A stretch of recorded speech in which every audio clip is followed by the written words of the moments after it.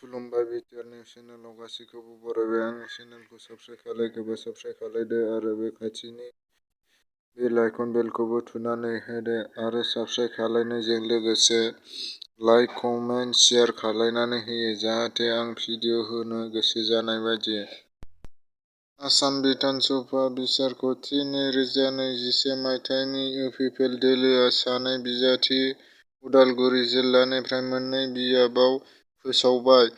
69 नं उदालगुरि एसटि पिएलसि बियाब गबिन्द चन्द्र बसुमतारि, 70 नं मजाबाद एलआइसि बियाबाव रतेन्द्र दैमारि।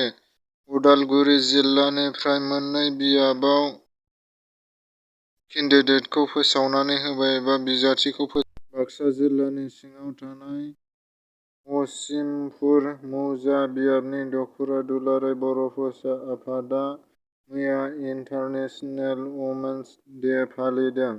बाक्सा जिल्लानि सिङाव थानाय असिमपुर मौजा बियाबनि दखुरा दुलाराय बर' फरायसा आफादा मैया इन्टारनेशनेल उमेन्स डे फालिनाय हाबाफारियाव हांख्रायनाय लाबोदों। आलासि आसाम डन बस्क इउनिभारसिटिनि लकेश्वर दिपारानि सरोनिया दम बिथाङा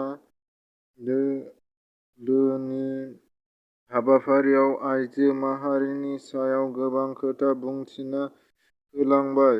लोगोसे बाक्सा जिल्लानि एबसुनि आफादगिरि उमेश दैमारियाबो गोबां खोथा फोरमायनानै होलांबाय। धेमाजि जिल्लायाव हेमन्त बिश्व शर्माया इलेक्सननि केम्पेइन खालामफैदों। बिजेपि दोलोआ थामथि खोलोबनि बिसायख'थिनि लिस्टखौ फोसावनानै होबाय आरो थामथि खोलोबनि इलेक्सननि केम्पेइन खालामनो थाखाय गंबा हेलिकप्टार लाबोदों होननानै खौराङाव मोन्नाय जादों। बिजेपि दोलोनि सासे आइजोखौ गुलि गावदों आरो बे गुलि गावनायाव कंग्रेस दोलोनि ममता बेनार्जीखौ सन्देह खालायदों। आसाम जातीय परिषदआ नैथि खोलोबनि बिजाथिखौ फोसावनानै होबाय। नैथि खोलोबनि बिजाथि 50 जन बिजाथिनि लिस्टखौ फोसावनानै होबाय।